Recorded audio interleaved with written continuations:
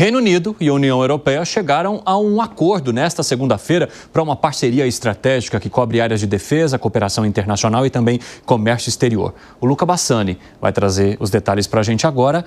É uma movimentação importante depois de todo aquele caos estabelecido com o Brexit, né? Luca, conta para a gente, bem-vindo. É isso mesmo, Evandro. Boa tarde a você, a todos que nos acompanham. Nós sabemos que o Brexit causou um prejuízo bilionário aos cofres britânicos na falta do comércio entre as ilhas britânicas e a própria União Europeia. Alguns calculam quase 100 bilhões de libras perdidas por ano por conta do Brexit. E o primeiro-ministro Keir Starmer, que foi contra o Brexit, agora tenta amenizar todas essas difíceis conjunturas econômicas que o país tem atravessado. Inclusive, hoje ele se encontrou com Ursula von der Leyen e outros líderes do bloco europeu em Londres para tentar fazer uma espécie de acordo econômico. O que esse acordo vai envolver? A cooperação no desenvolvimento de armas, ou seja, a indústria bélica britânica, Rolls-Royce, importantes empresas vão ajudar os europeus e também se ajudar nesse grande esforço do continente em se rearmar, naquele projeto que foi anunciado de quase 800 bilhões de euros durante os próximos 10 anos, e também na questão da pesca, no qual as embarcações britânicas e as embarcações europeias vão poder pescar nas águas de cada um desses territórios por pelo menos 12 anos sem estar infringindo nenhuma lei. Alguns críticos do governo de Keir Starmer dizem que isso vai acabar prejudicando o Reino Unido, mas considerando a alta inflação e a economia cambaleante do Reino Unido, talvez essa seja a melhor opção, principalmente num mundo onde as tarifas econômicas têm aumentado, a exemplo de Donald Trump. Então a gente vê que os britânicos se voltam mais uma vez ao continente europeu, dada as dificuldades do comércio transatlântico com os Estados Unidos e com outros países que também têm colocado tarifas em produtos importados. Agora, Luca, eu quero aproveitar que a gente está falando de Europa e trazer um pouquinho também de Portugal, porque a coligação de centro-direita, liderada pelo atual primeiro-ministro Luís Montenegro, venceu as eleições parlamentares e mostrou um avanço da direita depois daquela queda escandalosa envolvendo o partido de esquerda.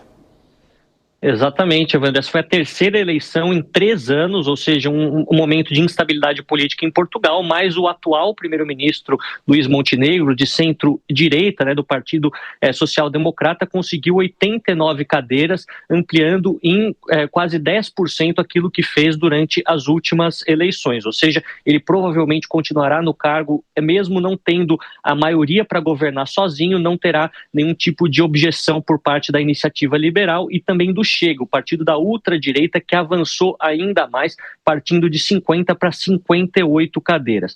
Os grandes derrotados da noite passada em Portugal foram todas as legendas de esquerda. Nós vemos que o tradicional Partido Socialista, que liderou a esquerda portuguesa desde a Revolução dos Cravos, 1974, teve o seu pior resultado da história, fazendo também as mesmas 58 cadeiras do Partido Chega.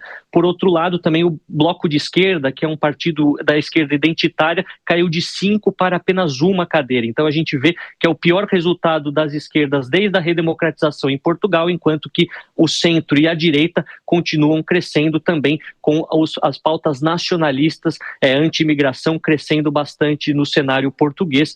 E isso mostra que há uma tendência, não só nos Estados Unidos e outros países europeus, mas isso também chegou na Península Ibérica. A gente vai ver como será a formação desse governo, se haverá novamente objeções para dificultar Luís Montenegro, mas de acordo com minhas fontes em Portugal, tudo parece estar bem encaminhado e o primeiro-ministro sai fortalecido desta nova eleição. Interessante, obrigado pela apuração também, viu, Luca Bassani? Ótimo trabalho para você aí na Europa. Gustavo Segré, quero saber a tua análise sobre esse avanço da direita também em Portugal.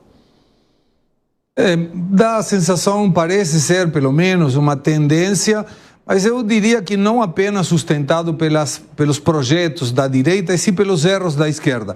O Partido Socialista ficou segundo, muito perto do terceiro, do Chega, com um crescimento expressivo. Parece que a pauta da Agenda 2030, essa questão de identidade de gênero, começa a perder força. As pessoas estão se tocando que tinha muita narrativa no meio e que, coerentemente, essa narrativa está diluindo. Isso, pelo menos, é o que explica esse crescimento do centro-direita e da direita. Aconteceu alguma coisa, e falaremos certamente depois, na Argentina ontem com eleições também. o socialismo, a esquerda começa a perder um pouco de força, muito provavelmente porque tinha um projeto, na teoria, que não se condiz com o que está fazendo na prática. Fala, Zé. A direita está avançando em várias regiões e não é diferente neste caso. Eu recebi, inclusive, algumas mensagens do deputado Eduardo Bolsonaro, por exemplo, que mandou avaliações dizendo que é isso mesmo, de que a direita está progredindo e, principalmente, é isso que eu estou notando no discurso, né?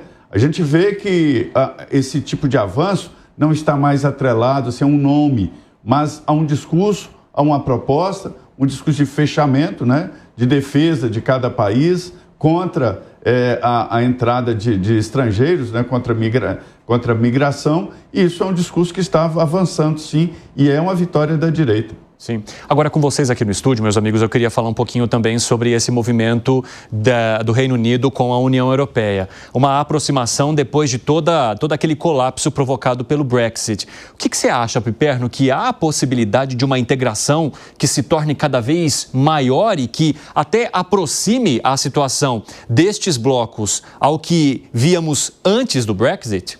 Veja, acho que o grande derrotado com o Brexit foi o britânico, né?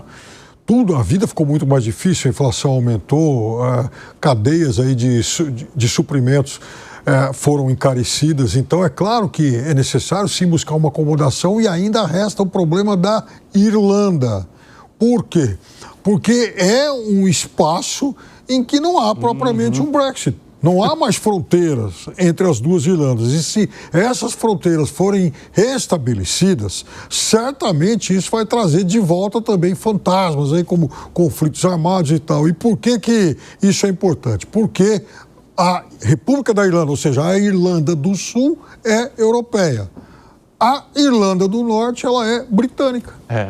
Fala, Gani. Olha só, quando a Inglaterra ela deixou a União Europeia, o grande problema, a grande reclamação é que a União Europeia ela se tornou muito mais do que um bloco comercial ou uma união monetária, embora a Inglaterra não fizesse parte da União Monetária.